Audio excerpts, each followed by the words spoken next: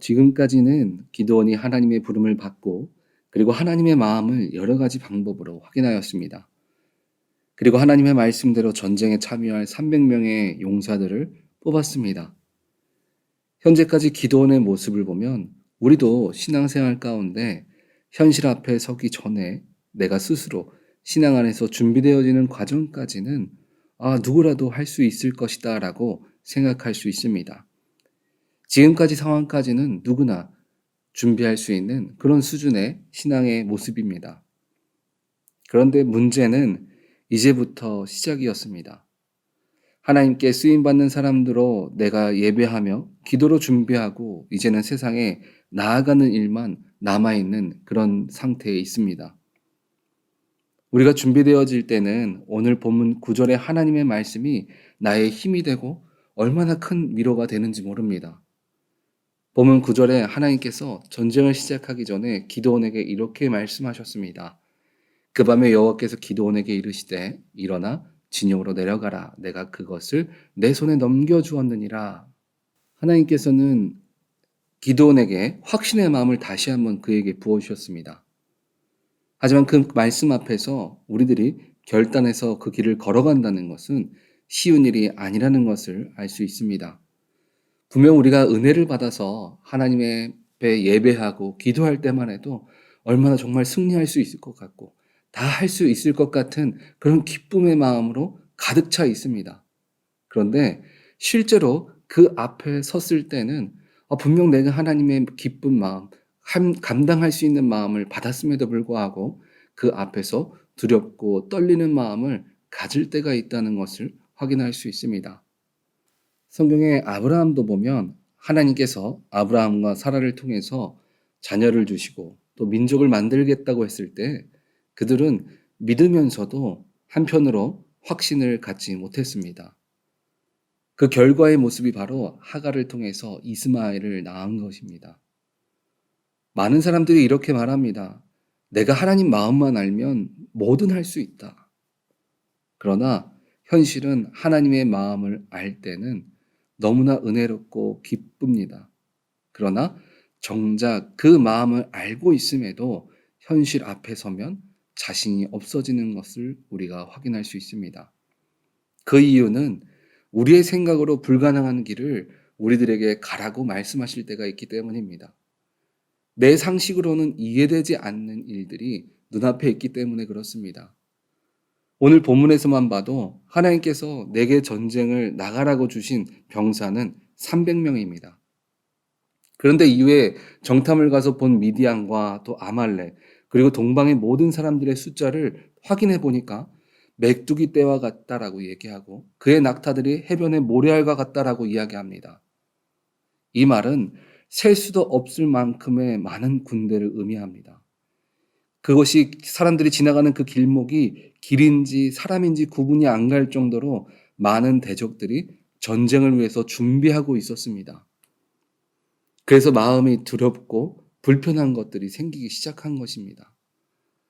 하나님 입장에서 보면 확신도 주고 함께하고 있다는 증거도 주었지만 전쟁 앞에 두려워하는 우리가 정말 답답해 보일 것입니다.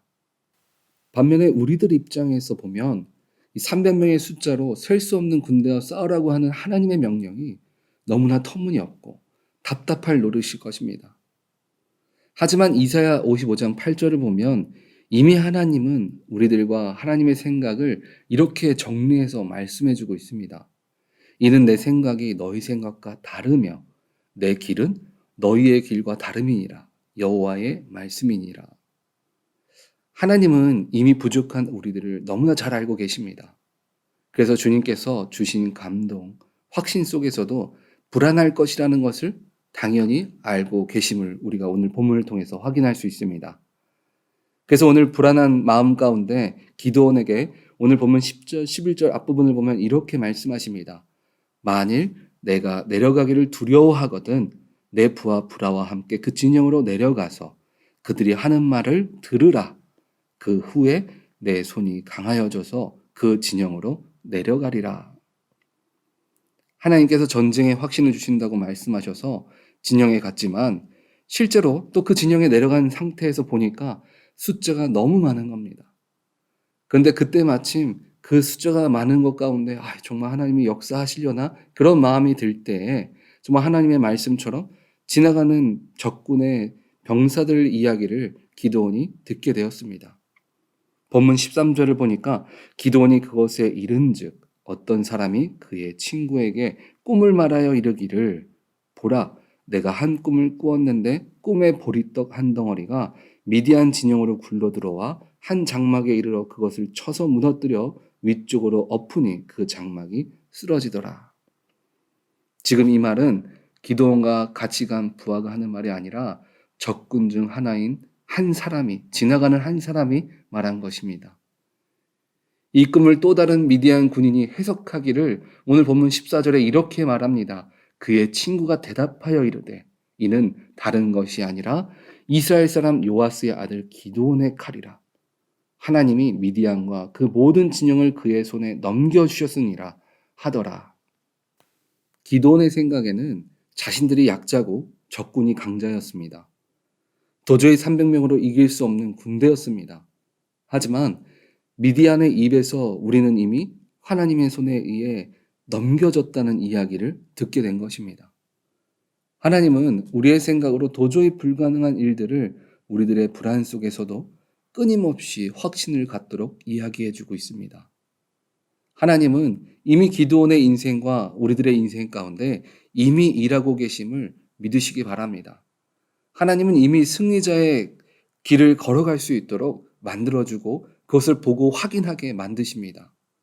그리고 하나님은 이미 일하고 계신 그 일들 속에서 우리들이 이미 확실히 승리하는 그 길 가운데 발을 내딛기만을 기다리고 계십니다.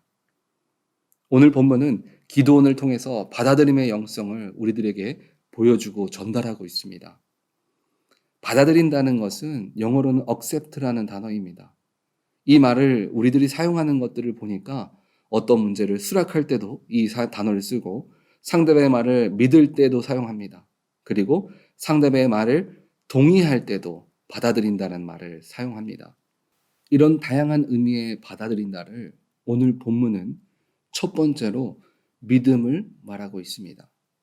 15절을 보면 하나님께서 300명으로 셀 수 없는 적을 이길 것에 대해서 확신의 마음, 또 주님의 일하심을 믿는 마음을 주셨습니다. 오늘 말씀에 보니까 눈앞에 내가 이해되지 않는 어려운 길 가운데 믿음으로 받아들일 때 기드온은 경배했다라고 성경은 이야기합니다.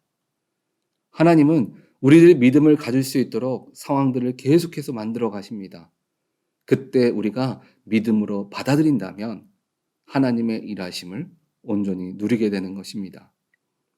두 번째는 우리가 받아들인다는 것은 바로 순종을 말합니다. 기드온이 하나님께 주신 일을 믿음으로 확신할 때 그가 다음으로 한 행동은 부족하다고 생각했던 300명을 데리고 하나님의 말씀에 순종하였습니다. 내 상식으로는 이해되지 않는 상황 속에서 주님의 말씀에 순종하였습니다. 우리는 내게 주어진 상황보다 주님께서 우리들에게 말씀하신 것들이 우선되어질 때 우리는 하나님께서 이미 행하신 그 일 가운데 서 있게 됨을 믿으시기 바랍니다. 우리가 가져야 할 받아들임의 영성 마지막은 주님을 의지하며 나아가는 것입니다. 우리가 믿음으로 순종해서 나아가는 모든 길을 주님께 의탁해야 합니다. 주님을 의지하며 나아갈 때에 주님께서 우리들에게 이미 넘겨주신 일들 가운데 우리들이 직접 그 일을 누릴 수 있는 길에 서 있을 수 있도록 만들어 주십니다. 오늘 본문은 기드온을 통해서 세 가지의 받아들임의 영성의 모습을 보여주었습니다. 우리가 주님을 믿고 순종하며 의탁할 때에 주님은 우리 인생 가운데 오늘 말씀에 기드온의 칼이 되어 주셨던 것처럼 우리의 인생의 모든 부분에서 하나님이 우리 인생의 칼이 되어 주심을 믿으시기 바랍니다. 우리 오렌지 한인교회 성도님들은 내가 가진 문제, 내가 가진 조건을 갖고 문제 앞에 서기보다 나의 칼이 되신 주님을 세 가지의 받아들임의 모습을 통해서 내가 무엇을 하든지 이미 우리를 위하여 일하고 계신 주님을 온전히 누리시는 복된 인생 되시기를 주님의 이름으로 축원드립니다. 아멘.